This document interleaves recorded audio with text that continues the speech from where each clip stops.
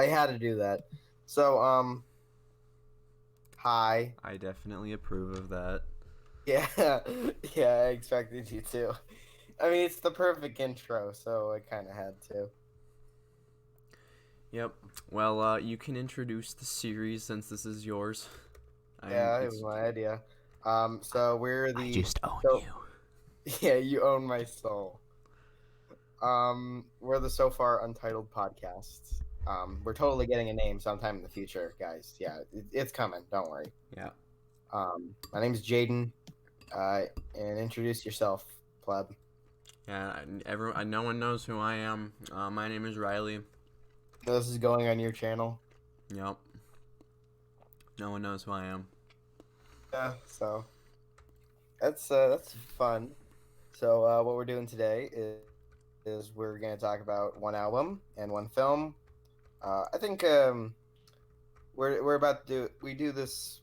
We're gonna do this about every other week, or at least record every other week. So Yeah, we that might. should be fun. Videos are probably gonna come out every week though if we have time. Yeah, if we do. So I guess we can just jump right into the album discussion, which is Imagine Dragons' Night Visions, and you recommended this one. Am I correct? Yep. I recommended both of the things in this one. Yeah. And why did you pick Night Visions by Imagine Dragons?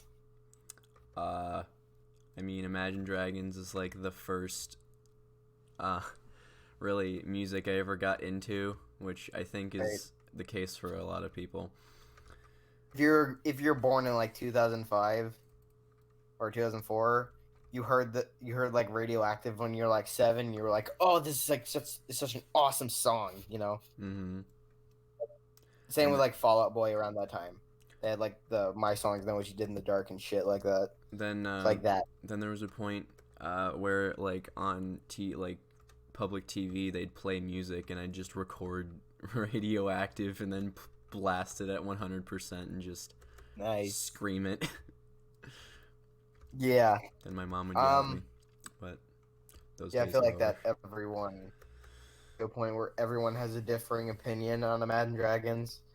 They're either like a really good like pop group that people like a lot, Yeah, it's either you or they're really like them or you don't like them at all. yeah, exactly. Which I'm in the camp of I don't like them, so I can say that.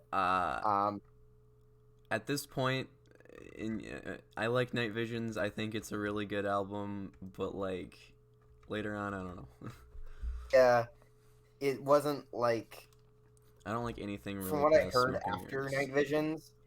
It was just like the same stuff over and over again, like the instrumentals and the stuff they were kind of talking about just blended together for me. And then like Thunder came out, and that just ruined everything. Even though that's like their most popular song ever. I feel like Radioactive is like more iconic, I guess, at least. And Believer is pretty huge, so you can't really. True. Which is a better song. I'm not gonna say it's particularly good, but it's a better song. I feel like But Evolve is more iconic than Night Visions. Yeah. But like Radioactive and Demons and stuff like that is a lot more known. Well, I just learned this actually. It's Time actually became a hit before Radioactive. I did not know that. I didn't either. I didn't even know it was that big of a hit. I mean, it's my favorite song on the album, and you said that's yours too, right? Yeah, it is probably my favorite Imagine Dragons song that came out. Yeah, it's a pretty fun song, even though it kind of reminds me of another song that was like popular in like 2014 or something. If you listen to them back to back, it's like one clearly copied the other. But I think It's Time came out beforehand, so it doesn't. So I guess the other. I think it was like I can't remember the name of the song. Is sometimes if I hear it on the radio, it's like, is this like It's Time by Imagine Dragons? Like, no, it's not. It's by some other fucking band that no one knows about. Yeah, they're like a one-hit wonder, I think. Fun time. It's kind of what people thought Imagine Dragons were gonna be, because every year or so we get like an every indie... album they make, they have like one good, maybe two good songs that actually become hits, and like that's it. Yeah, even then, they're just like soundtrack artists. They just make songs for soundtracks at this point. Yep. Like what Wreck-It Ralph. Freaking car commercials. Their songs are just made for car commercials. Yeah. Just a commercial in general. Like I heard like Believer for like the first Nintendo Switch commercial or whatever. That was a big thing.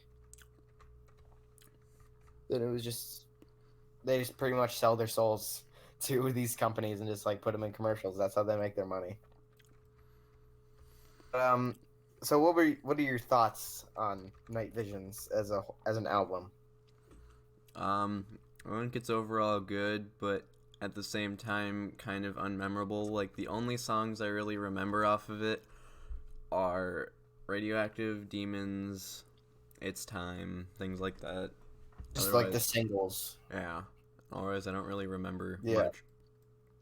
But I think those songs make it a generally good album, and the other songs were, pretty okay. Yeah, I mean it's just like the forgettable part, like you mentioned, is kind of the reason why I didn't like click with it because all these are like most of them are like fine songs. They're just not anything spectacular or worth remembering. And there's a few decent songs on here. Anything fantastic, and even at their worst, it's just mediocre. Like I think I have the track list right in front of me.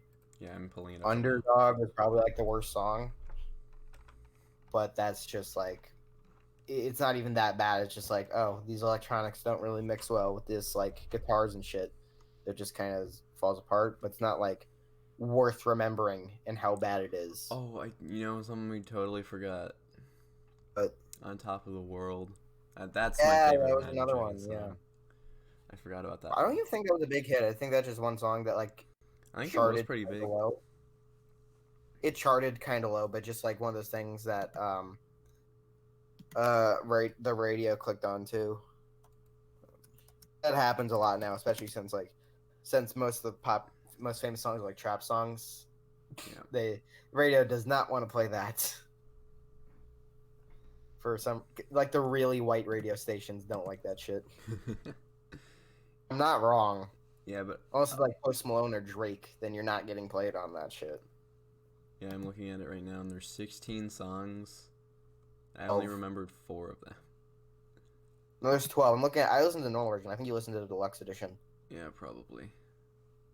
Even it's still, like I only remember 4 of them. On Top of the World only peaked at number 79 on Billboard Hot 100, so it did not chart high. And Radioactive only went to number 3, which I can see. I think it was like at that time. That's still I don't know, like Happy was was huge at the time. I think. So I think that makes sense. Yeah, definitely. They have yet to have a number 1 hit so far, which I'm not surprised by, really. Yeah, but they've gotten pretty close. The highest they peaked was number 3 with Radioactive. But that's sort of it. They're like a band that the only reason that you know about them is just because the radio plays them so much. If they were just like, if they didn't have hits, they wouldn't really be memorable in like the music community scene. You know what I mean? Yeah. There's not a very memorable group. They're just sort of like there, and they make like pop songs. That's just sort of it. And that's sort of how I feel with this album. It's just that's literally what they're known for. Pop songs that literally just single hits. Yeah, that's all it is. I don't find. I mean, there's some that I think are somewhat memorable. Tiptoe is okay, I guess. It's kind of got an 80s groove thing going. But everything else is just like not memorable at all. And sometimes like I remember some lyrics because they were kind of edgy. And I remember the 9-minute track, which was just 2 songs stapled together, had like the worst connection ever. Like Green Day does this shit a lot, or at least on American Idiot, where it's like, oh, this one song connects to the other and like transitions into the next. Yeah, and that's why I thought does that a lot too. Yeah, and then I thought, oh, they're doing the same thing with this, but after like a guitar riff, it just stops, and for like 30 seconds, it just silence. And then it cuts to the next song. It's like, what was even the point of making it 2 songs? Yeah. I couldn't find anything thematically that connected them together. Honestly, so I don't see the point in doing that. Yeah, like Black Sabbath, like I mentioned, their transitions when they do that stuff is like flawless. Like when I first listened to Black Sabbath, like their album, Black Sabbath, they have a song that's 4 songs on one track, and I didn't notice that it was 4 songs. You thought it was like a 12-minute song? Something like that. I can look it up. But yeah, I don't even feel like there's much to say about this. It's just like kind of dull, like pop songs that are listenable, but they're not anything standout worthy. Like Radioactive and Its Time are the best songs of the album, but I mean, I like Its Time. I think it's a really good song. Radioactive's decent. I'm just sort of sick of it at this point. Free commercial all the time. So it's just like it's just worn off on me so much at this point. I don't even care about it. yeah, on for the like connecting songs or whatever, Black Sabbath put 4 songs together. Yeah. In almost 10 minutes, and then 3 songs in almost 15. I believe it. Yeah, I don't no, know. listen to the album, I couldn't tell at all, but I honestly don't even remember the 8-minute track. It's nothing memorable. Like I said, it's just like they're fine. I'm happy if you like this and you enjoy it, but it's nothing I'm like coming back to aside from probably Its Time and maybe Demons. Maybe that's sort of it. Yeah. Demons sounds like ass, so I don't even give a shit. I mean, I have It's Time, Demons, and On Top of the World on my main playlist. Yeah, I mean, they're all fine songs. Nothing particularly great aside from Its Time, which even isn't that great. It's just like a good song. Mm-hmm. I don't know. I got nothing else to say about it. You want to give her final thoughts? So what would you give this out of 10? 6, I guess. I'd give it a 5. It's a fine album. Nothing particularly great. Just fine. Decent. I mean, this album. Well, I guess Evolve more defines what they are and what they're known for. Well, nowadays they're known for being like really annoying and like sellouts. Yeah. That's always what I hear around. But I don't say they particularly sold out, but they definitely like had more of a pop transition. Yeah. I don't know. Do you have anything else to say about it? Because I don't. No, not really. Just okay album. Started my music career. Yeah. I mean, it's perfectly fine, listenable. If you're if you want to listen, if you're like, I'm trying to like recommend this to somebody. If you want fine background, if you want like pop rock music for in the background of like a party or something, like a 10-year-old's birthday party, they'll like it fine. Just that's what I meant by Black Sabbath.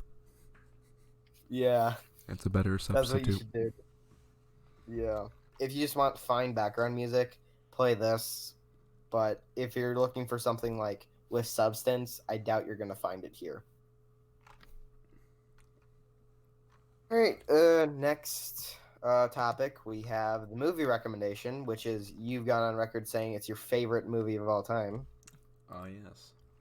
America, World Police, directed by Trey Parker and Matt Stone, who are the creators of South Park. And, the gods themselves. It's obvious that the guys who made South Park made this. That just automatically makes it good. To the point where I honestly hoped the twist at the end was that this was a movie that the kids from South Park made. That would have been amazing. It feels like it, especially like the parody of like how bad action movies are, which is like this is a whole parody of just dog shit action movies. That would have just been the greatest thing in the world, because it does feel like a bunch of kids wrote this in a sense. I mean, yeah, but also no. I mean, it does in a sense of like, oh, this is like they're trying to be like edgy, and they have like this. They curse a lot, and they just the base template to like how to make an action movie. It's like textbook. Yeah. On like how to do that, and I really do like it. All right, serious. I guess I'll start off with like the stuff I liked from it. One, I really like the visuals of it. I like the whole puppet look to it. It won the world record for the biggest movie using just puppets until like what, last year? Yeah, like it was like Happy Time or something like that broke the record. Wait, was it that? I don't think it was. I don't remember. All I know, it was like a Muppets thing, type of puppet Yeah, thing. I'm guessing it was that, but I don't know if that makes sense because Melissa McCarthy was in it, so, and she played herself. She wasn't like a puppet, so that works. But I mean, this movie is really funny. It's just for me, I think that the parody of it grows a little thin after a while in terms of, like, this film came out in 2004. I think this was like peak like stereotypical, like, the formula for like action movie at this point. It was just like textbook. But with this, it's good and like a really funny parody. Just now at this point, I feel like we've gotten so much of parodies like that it loses its punch, at least for me. Like, people probably would have enjoyed it like when it came out more than now. Which is fun, which I get it, and it's still like a really funny movie. It just doesn't. I feel like if I watched it back in 2004, it would have been even funnier to me. If you were alive. Well, if I were alive, yeah. But I do. It is a very funny movie. It's very South Park humor, I would say. It's like Best soundtrack in a movie I've ever heard. I wouldn't say that, but it is very funny soundtrack. I won't say that. Freedom America, isn't fuck free. yeah, is the greatest thing in the world. Like, the biggest meme ever. It is a pretty big meme. It's one of those things that I didn't even know was from the movie until that makes sense. It was just, it was from Team America. Yeah, like when my And I've dad heard showed me this movie, I was like, "Wait, that's what this is from?" And he's like, "What?" Yeah. Yeah, it's pretty great. I should have noticed because it's obviously like who's singing it. I don't know. Or maybe it's Trey Parker. There's only like 6 people that actually voice acted in this movie. Yeah. It can tell. I mean, yeah, it shows because obviously if you watch a lot of South Park, you know these voices. It's very Yep. like if you heard like Kim Jong Un's voice, that's like the stereotypical Asian man voice that they use for a lot of their stuff. Which is also part of the joke. Yeah. Did you listen to the song at the end of the credits, like I told you to? No, I did not. Oh dang! You should have listened to that, man. I know, but all right. It's obvious. Also, a lot of these this movie is definitely not for everybody. It's very politically incorrect. But that should be obvious, considering who it's made by. If you know the South Park guys made a movie, you should probably know it's probably not going to be the most politically correct. South Park literally has a character called PC Principal. Yeah, PC Principal. Oh boy, but yeah, with this movie, it's very like the Film Actors Guild. They literally call them fags. Good going, fag. Oh, that joke definitely aged well. But I get it. It's like one of those things I don't get mad at just because it's the guys who made fucking South Park. Who gives a shit? Yep. Like, it's so good. Whole episode about white people saying the N-word. It's pretty great. How can you go wrong with that?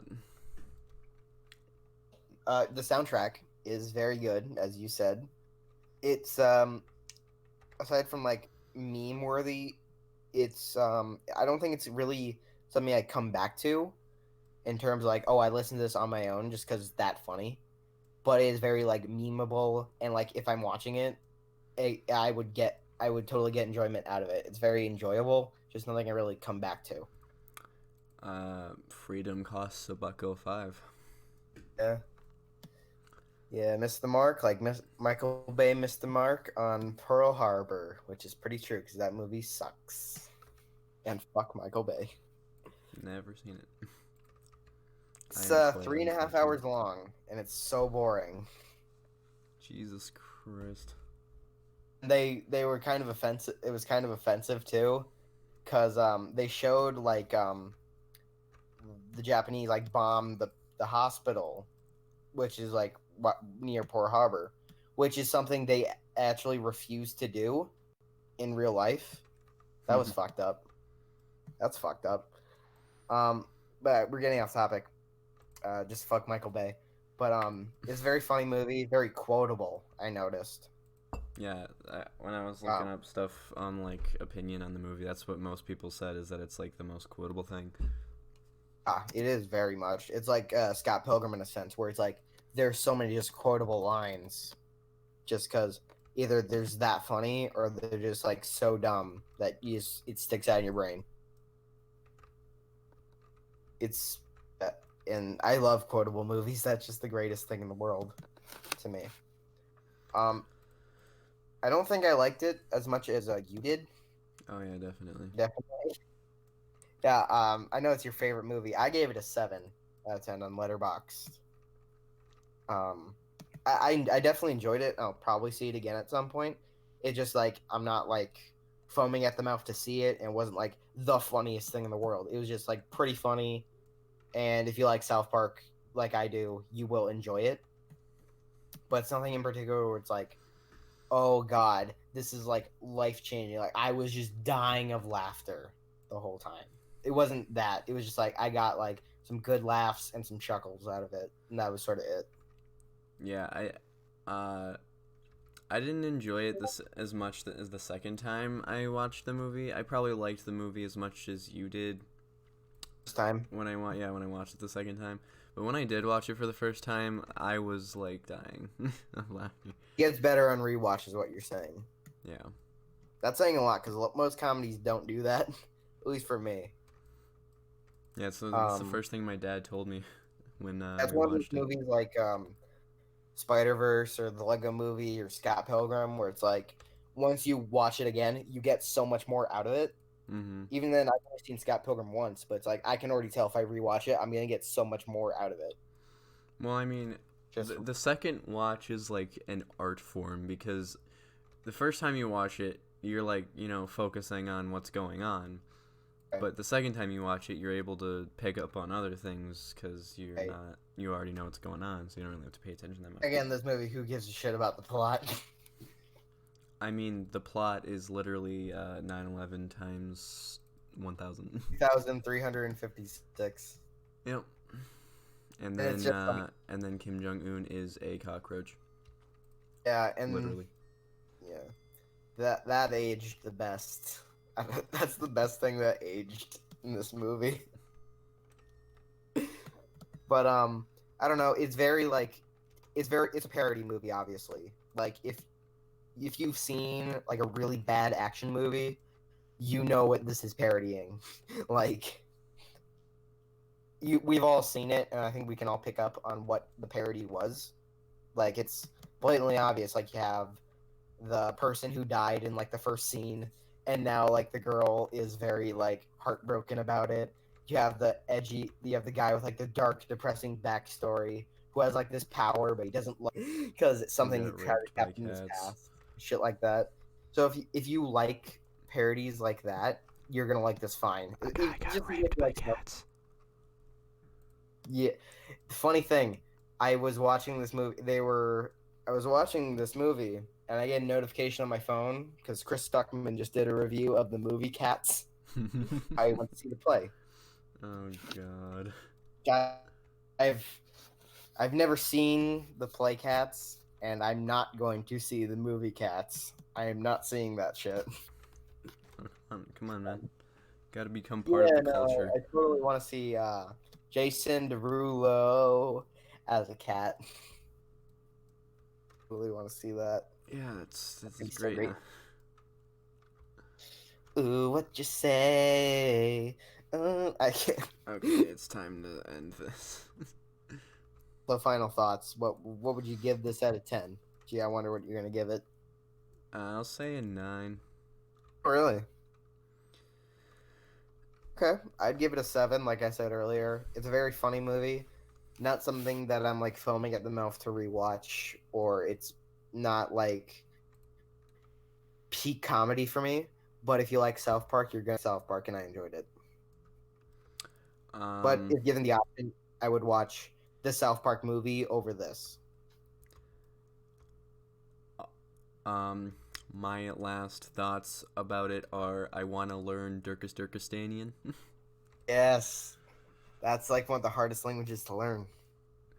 Wait a minute, let me just look this up real quick. You think that's an actual fucking thing? Probably. I don't think it is. Durka. He was just making fun about other language, of other languages. Are you seriously fucking looking it up? Yeah. You piece of One of the shit. 3 words in the Islamic language are Durka, Muhammad, and Jihad. These words have no meaning, just thrown together to say whatever you mean. Yeah. It's like the Smurfs. You just throw it in random sentences and it makes sense. Yes. Yeah. All right. So I guess that wraps up what we were going to talk about.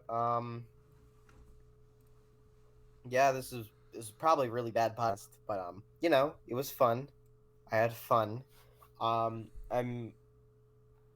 This is just pretty much a trial run, but next time we're talking about Tanya the Evil, or the Saga of Tanya the Evil, I think it's called, right? Yep, the Saga of Tanya the Evil. Okay.